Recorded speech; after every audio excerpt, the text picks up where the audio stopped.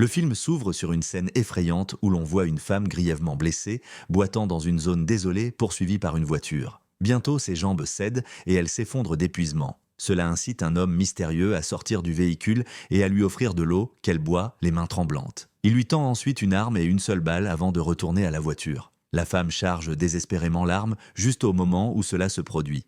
L'homme la renverse, mettant tragiquement fin à sa vie. Dans la scène suivante, nous voyons une jeune femme nommée Bobby conduire seule au milieu du désert. Elle reçoit soudainement un appel de sa sœur aînée, Anna, qui la supplie de ne pas retourner auprès de son petit ami toxique. Anna propose d'appeler leur père à l'aide, mais Bobby refuse car elle le déteste. Nous apprenons ensuite que Bobby est une petite voleuse qui a été récemment arrêtée, mais que son père a tiré les ficelles pour la faire sortir de prison. Ici, Anna demande si elle déteste tant leur père, pourquoi a-t-elle choisi un petit ami exactement comme lui, laissant Bobby sans voix. Peu de temps après, Bobby arrive dans une station-service et raccroche au nez de sa sœur. Alors qu'elle remplit son réservoir, un shérif local nommé Bill Stein s'approche et mentionne avoir entendu son appel téléphonique houleux. Bobby dit que ce n'est que sa sœur autoritaire et Bill Stein prétend qu'il comprend, car il a un frère qui est pareil. Il lui propose alors de lui acheter un soda pour se montrer amical. Bobby décline poliment, mais le shérif en achète un quand même et le lui offre. Voyant cela, elle se sent mal à l'aise et refuse à nouveau, ce qui pousse le policier, inquiétant,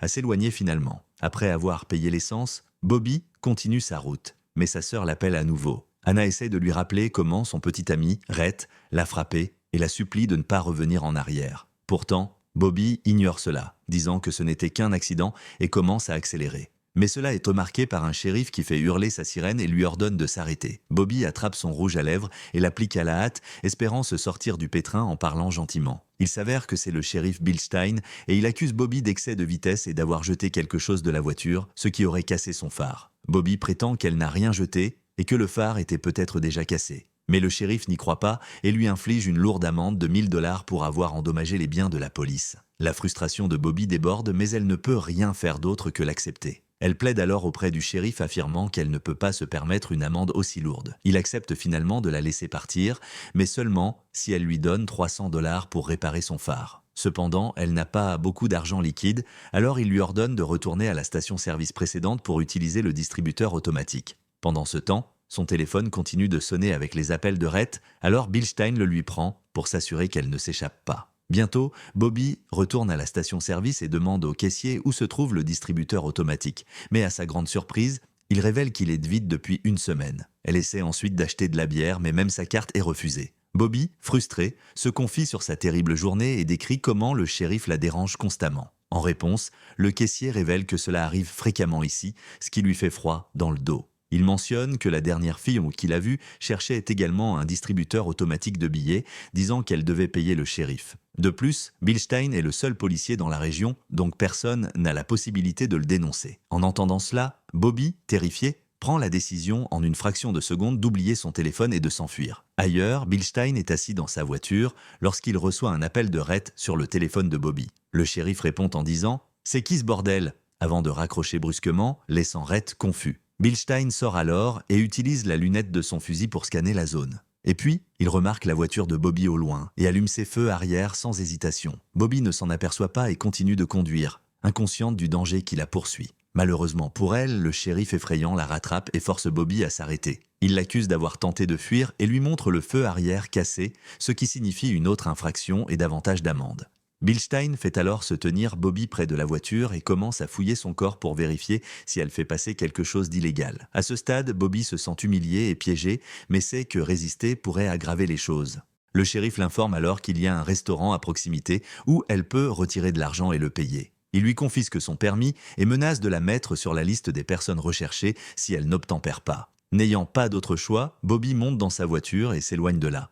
Mais à sa grande surprise, elle remarque que le shérif pointe son arme directement sur elle. Le véhicule dévie de la route et les pneus de sa voiture s'enfoncent profondément dans le sable, la laissant bloquée au milieu de nulle part. Quelques instants plus tard, Bill Stein s'éloigne, alors Bobby attrape son sac et marche le reste du chemin sous le soleil brûlant. Elle arrive finalement au restaurant des heures plus tard et se précipite à l'intérieur. Là, elle remarque un homme laissant de l'argent sur sa table avant de se diriger vers les toilettes. Saisissant l'occasion, Bobby s'empare de l'argent et se précipite vers la cabine téléphonique. Elle appelle ensuite Rhett et explique sa situation avec le shérif. Elle implore désespérément de l'aide, mais son petit ami toxique pense qu'elle ment et le trompe avec le shérif. Le petit ami merdique refuse de lui venir en aide, ce qui pousse Bobby à raccrocher avec colère. Après cela, elle s'assoit et une serveuse nommée Amy s'approche pour prendre sa commande. Bobby demande un café, mais son cœur se serre lorsqu'elle revoit le satané shérif à l'extérieur du restaurant. Elle se précipite alors aux toilettes pour se cacher. Elle tente de s'échapper par la fenêtre, mais ne parvient pas à ouvrir les barreaux métalliques. N'ayant pas d'autre choix, elle prend une profonde inspiration et sort des toilettes, où elle est choquée de voir sa voiture remorquée à l'extérieur du restaurant. Réalisant que Bilstein joue un jeu malsain avec elle, Bobby a rapidement une idée. Elle compose le 911 et signale un faux vol à la station-service, espérant distraire le shérif. Le plan fonctionne et Bilstein n'a d'autre choix que de partir pour s'occuper de la situation. Une fois parti, Bobby se précipite pour vérifier sa voiture et est stupéfaite de découvrir qu'il a réparé ses feux arrière. Pendant ce temps, à l'intérieur du restaurant, l'homme dont l'argent a été volé fait une scène et accuse Amy d'être la voleuse. Elle nie, mais le propriétaire sceptique la licencie sur le champ, laissant la pauvre fille dévastée. Bobby, quant à elle, appelle sa sœur et tente de lui expliquer sa situation désespérée. Mais alors, Bilstein apparaît derrière elle, il lui rend calmement son téléphone et ses clés de voiture, l'avertissant de faire attention dans le désert. Il s'éloigne ensuite comme si de rien n'était, ce qui laisse Bobby stupéfaite et confuse. Suite à cela, Bobby décide de partir, mais elle aperçoit Amy en train de pleurer dehors. Elle se sent coupable de l'avoir fait virer et apprend qu'Amy n'a pas de voiture et habite à une demi-heure de route. Bobby lui propose alors de la raccompagner. Les deux filles le prennent en la route et Amy révèle qu'elle n'a plus de famille et qu'elle lutte contre la toxicomanie depuis l'âge de 10 ans. Son père était également toxicomane et sa mère était violente, la battant souvent. En entendant tout cela, Bobby s'ouvre également sur son propre passé douloureux. Elle raconte à Amy comment son père était violent et qu'il la battait, elle et sa mère. Amy demande si son père a déjà battu sa sœur aussi, mais Bobby répond de manière surprenante qu'il ne l'a jamais fait. Chaque fois qu'il était ivre et en colère, Anna allait lui parler et il se calmait soudainement. Amy marque une pause, puis suggère que peut-être leur père maltraitait Anna d'une manière différente et que c'est pour cela qu'il ne la frappait jamais. Ici, la vérité frappe Bobby comme une tonne de briques lorsqu'elle réalise qu'Anna l'a protégée depuis le début. Elle commence à pleurer et Amy tente de la réconforter. Quelques instants plus tard, Bobby avoue finalement que c'est elle qui a volé l'argent et s'excuse. Amy, étonnamment calme, dit qu'elle le savait déjà et que cela ne la dérange pas, car elle détestait cet endroit de toute façon. Bobby se sent soulagée et se confie sur le shérif qui la harcèle depuis le matin. Étonnamment, Amy mentionne son nom et révèle que Bilstein est un homme effrayant qu'elle a vu draguer des jeunes femmes. Elle affirme que de nombreuses filles viennent au restaurant en prétendant que leur voiture est en panne, mais elle semble toujours terrifiée lorsque le shérif arrive. Et puis, tout d'un coup, Bobby regarde avec horreur une Amy sans vie, touchée d'une balle dans la tête. Comme si cela ne suffisait pas, elle remarque la voiture de Bilstein qui s'approche au loin et panique. Bobby démarre sa voiture et s'éloigne en sanglotant et en s'excusant auprès d'Amy pour avoir causé sa mort. Derrière elle, le shérif percute sa voiture à plusieurs reprises et parle dans le haut-parleur, la taquinant en disant « Heureusement, Bobby repère un camion garé et s'arrête, espérant trouver de l'aide. Elle supplie désespérément le chauffeur du camion de l'aider, alors il saisit immédiatement son fusil de chasse. Juste à ce moment-là, Bilstein arrive par derrière, ordonnant au conducteur de baisser son arme. Il affirme que Bobby est recherché pour meurtre et que sa victime est dans sa voiture. Bobby insiste sur le fait que le shérif est le véritable tueur, mais il répond calmement qu'elle souffre de délire et qu'elle a cambriolé une station-service plus tôt dans la journée. Enragé, Bobby crie qu'il ment. Et puis, horrifié, Bobby saute dans sa voiture et s'éloigne pour échapper au psychopathe. Le shérif traîne alors le corps sans vie du chauffeur du camion et commence à la poursuivre. Alors que la nuit tombe, les nerfs de Bobby sont à vif lorsqu'elle remarque soudainement des phares derrière elle. La panique envahit sa poitrine car elle craint que ce soit encore le shérif. Elle resserre sa prise sur le volant, mais la voiture la dépasse à toute vitesse, provoquant une vague de soulagement. Bientôt, Bobby aperçoit un panneau indiquant un garage et s'arrête, cherchant désespérément un abri. Une fois à l'intérieur, elle sort son téléphone, espérant appeler à l'aide, mais l'absence de signal ne fait qu'aggraver sa peur. Elle décide alors d'attendre la nuit sur place. Peu de temps après, Bobby entend une voiture approcher, alors elle se cache et se prépare à attaquer. Lorsqu'une silhouette apparaît, elle frappe immédiatement. Mais il s'avère qu'il s'agit simplement d'un mécanicien ordinaire nommé Ed. Bobby s'excuse alors et explique frénétiquement sa situation. Ed lui assure qu'il appellera son patron qui saura quoi faire. Il l'emmène ensuite au bureau où il commence à boire du chocolat chaud. Bobby soigne les blessures qu'elle lui a infligées